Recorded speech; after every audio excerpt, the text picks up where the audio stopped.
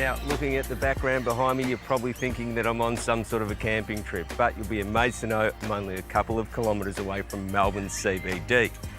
Generally, you'll probably find me in a normal suburban backyard doing a story, but gardens come in all shapes and sizes.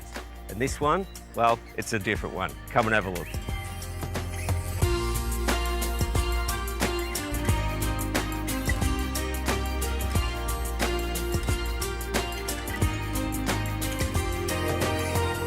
So as you can see, the house is sort of way back there and perched up fairly high. Now, this garden here was created about 10 years ago, and the owner tells me that when he first came here, it was pretty much just a really steep, sloping piece of dirt running down towards the river. Now, one of the great things that he's done here is he's been able to terrace this garden by using steps and flat areas to create nice little pockets within the garden and great places, almost like rooms that you can use to get different perspectives.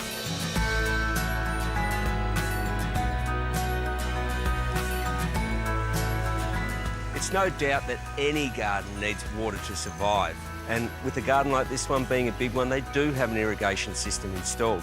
But on a hot day like today, it's always really a great idea to get out there with the hose and make sure that all your plants are well hydrated. What that enables you to do is get up and close with your plants, and you can actually monitor what's happening in the garden. One issue with that is sometimes when you're dragging a hose through a garden bed, you can damage some of the smaller, more delicate plants in your garden. But you know what? I've got a little secret weapon that can combat that. So this is what I'm talking about, a little hose guide spike. Now, this is one of my favourite inventions for the garden. Basically, all you need to do is just position these on the corner of your garden beds like this, and they just spin so that when you're pulling your hose through here, they're not going to move across into these more delicate areas and basically chop the top of them off. So, great little invention and a great way to get around the garden.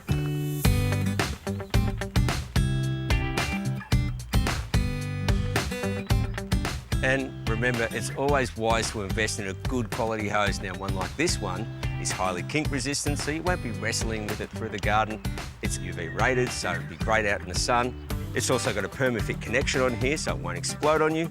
Now, combine that with a good multi-purpose gun, and you're pretty much set to go. So remember, watering is the key, and the grass is always greener where you water it.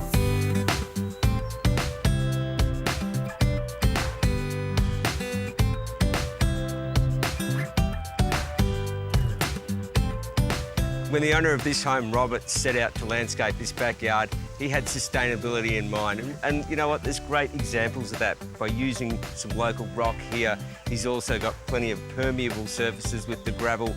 He's worked with the slope, and he hasn't put too much concrete and big heavy things in here. And you know what?